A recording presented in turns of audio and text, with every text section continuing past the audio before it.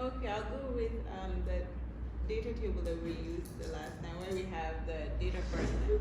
Where there? The date of birth and the age. Yes. Yeah. Okay. I'll take the simpler one there. I'll start This one, yeah? Yeah. Okay. Okay, I'll So like you to want to use which function do you want to do? DATEDIF for the DATEDIF. age of birth. X. Okay, so The we age- can the we age can age. for the age, yeah?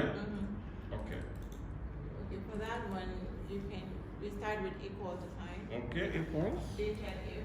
DATED.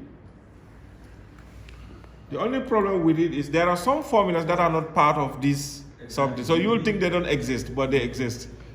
But if you press and open the bracket there. Yeah, once it will start help. Yeah, so it will show you Then exactly. you click on the date of birth. You click on the The date of birth, exactly, yes. That's the date of birth.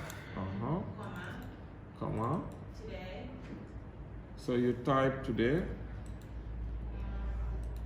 You selected the wrong one. So you select The heading. Oh, sorry, it was the heading. Okay. So it should be D8 instead. So you can just change it here, D8. Perfect. Okay, so you say today. Open bracket and close. Open bracket and close. Comma. Double inverted comma. Double inverted comma. You put the Y. You put the Y. Another Double inverted comma. Close. You close the bracket. You enter. Correct. And then you can do that. You can just drag and you do everything for the other one. Okay, so you drag. You want to do the months as well? You want to do the months as well? Oh, sorry. I didn't know.